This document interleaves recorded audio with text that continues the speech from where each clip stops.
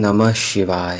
भगवान शिव परम दयालु और परम कृपालु हैं। भगवान शिव ने अपने भक्तों के लिए बहुत से अवतार लिए हैं, जिसका वर्णन शिव पुराण में किया गया है। जो भी भगवान शिव की कथा को सुनता है, उसके सभी पाप भस्म हो जाते हैं। जिस प्रकार अग्नि किसी भी वस्तु को जलाकर भस्म कर देती है, उसी प्रकार भगवान शिव की कथा, भगवान शिव का नाम पापों को भस्म कर देता है। भगवान शिव जी ने अपने एक भक्त की परीक्षा के लिए यतिनाथ नामक एवं हंस नामक अवतार लिया था। आइए कथा को सुनते हैं। अबू धलीचल नामक पर्वत के समीप एक भली रहता था, जिसका नाम आहूक था। उसकी पत्नी को लोग अहुका कहते थे। वह उत्तम व्रत का पालन करने वाली थी। वे दोनों पति पत्नी महान शिव भक्त थे और शिव की आराधना पूजा में लगे रहते थे। एक दिन वह शिव भक्त भली अपनी पत्नी के लिए आहार की खोज करने के निमित्त से जंगल में बहुत दूर चला गया। इस समय संध्या काल में भली की परीक्षा लेने के लिए भगवान शंकर सन्यासी का रूप धारण कर घर आए।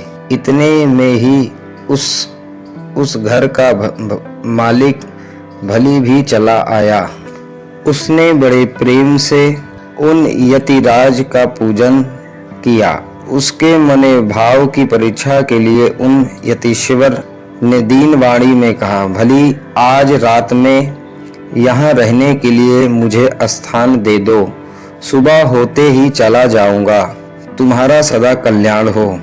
तब भली बोला, स्वामी जी आप ठीक कहते हैं। तत्पश्चात मेरी बात सुनिए। मेरे घर में स्थान तो बहुत थोड़ा है, फिर उसमें से आपका रहना कैसे हो सकता है। भली की यह बात सुनकर स्वामी जी वहां से चले जाने को आघात हो गए। तभी भीलनी ने कहा, प्राणनाथ आप स्वामी जी को स्थान दे दीजिए। घर आए हुए अतिथि को निराश न लौटाइए, अन्यथा हमारा गृहस्थी धर्म का पालन बाध्य पहुंचेगा। आप स्वामी जी के साथ सुखी पूर्वक घर के भीतर रहिए और मैं बड़े बड़े अस्त्र शस्त्र लेकर बाहर खड़ी रहूंगी। पत्नी की यह बात सुनकर भली ने सोचा स्त्री को घर से बाहर निकालकर मैं भीतर कैसे रह सकता हूँ। सन्यासी जी का जाना भी मेरे लिए अधर्म कारक ही होगा। ये दोनों ही कार्य एक गृहस्थी के लिए सर्वथा अनुचित हैं। अतः मुझे ही घर के बाहर रहना चाहिए। जो होना होगा वह तो होकर ही रहेगा। ऐसा सोच आग्रह करके उसने स्त्री को और सन्यासी जी को तो सदानंद घर के भीतर रख दिया और स्वयं वह भली अपने ये धन्य और कृतार्थ हो गए जो इन्हें ऐसी मृत्यु प्राप्त हुई। मैं चिता की आग में जलकर इनका अनुसरण करूंगी। आप प्रसन्नता पूर्वक मेरे लिए एक चिता तैयार कर दें, क्योंकि स्वामी का अनुसरण करना स्त्री के लिए सनातन धर्म है।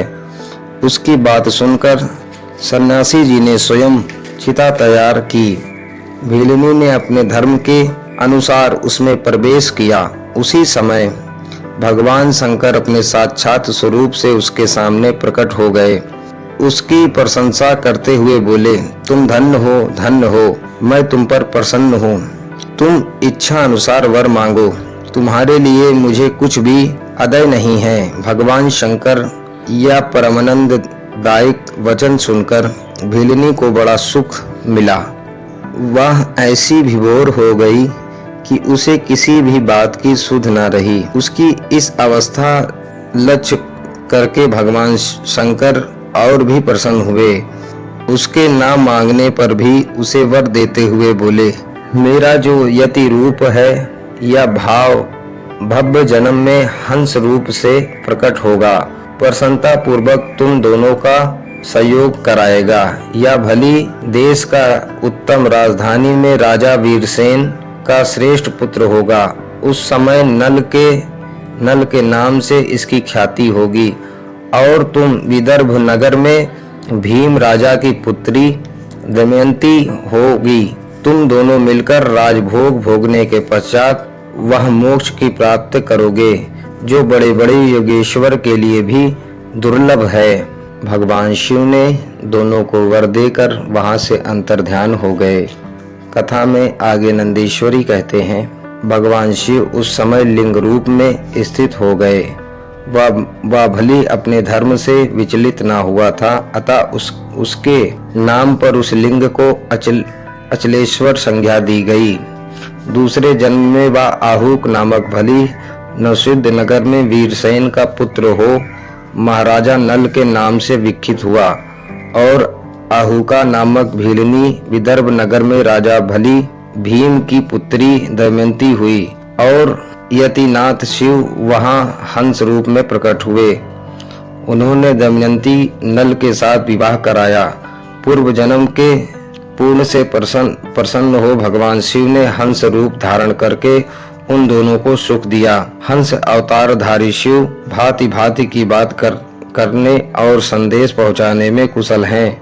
वे नल और दमयंती दोनों के लिए परमानंदिक हुए। भक्तों, भगवान शिव की इस कथा को सुनाने में मुझसे जो भी गलती टूटी भई हो, इसके लिए मुझे क्षमा कीजिएगा। भगवान शिव की कथा को जो भी प्रेम भाव भक्ति भाव से सुनता है उसके पाप भस्म हो जाते हैं। कथा अच्छी लगी हो तो लाइक कीजिएगा और चैनल को सब्सक्राइब कीजिएगा। आपको इस चैनल के माध्यम से भगवान शिव की कथा, भगवान शिव की पूजा विधि, भगवान शिव के जुड़ी हुए सभी बातें इस चैनल के माध्यम से आपको प्राप्त होंगी। ओम नमः शिवाय।